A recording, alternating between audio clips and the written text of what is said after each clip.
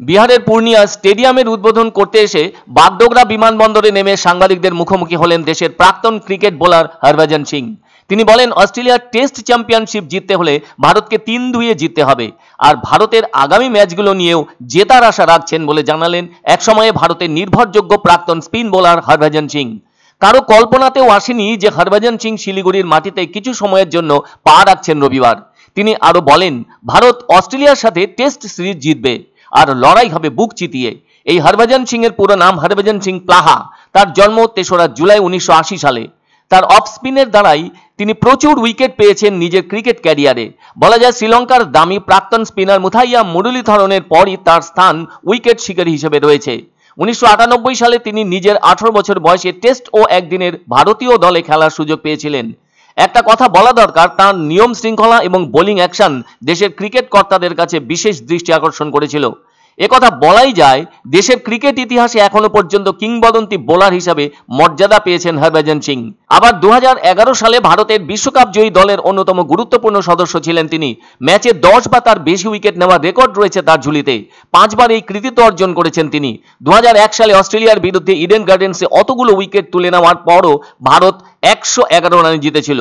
আবার 2001 সালে অস্ট্রেলিয়ার বিরুদ্ধে 10 বা তার বেশি উইকেট নেওয়ায় এম.এ. চিদাম্বরম স্টেডিয়ামে ভারত জিতেছিল 2 উইকেটে।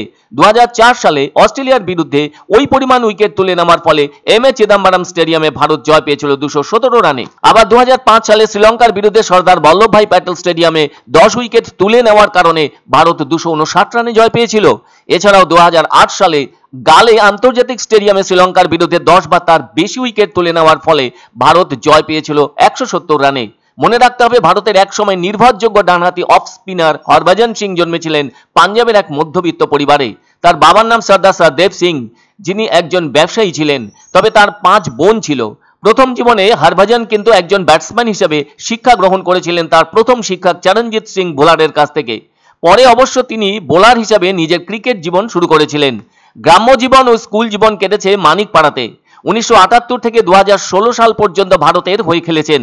ঘরোয়া ক্রিকেটে তিনি পাঞ্জাব ক্রিকেট দলের হয়েই খেলেছেন।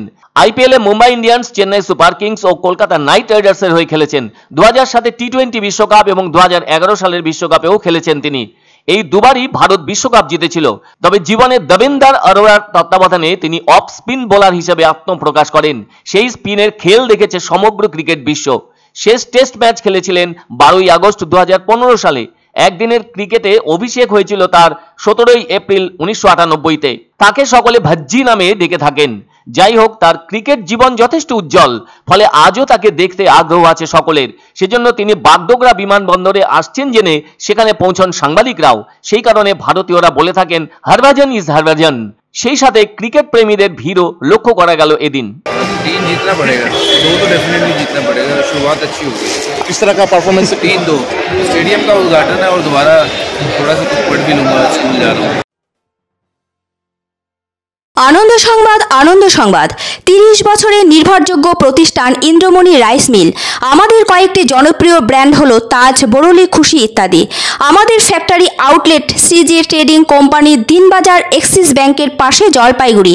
এখানে সুলভ মূল্যে গুণগত মানের সব ধরনের চাল পাওয়া যায়।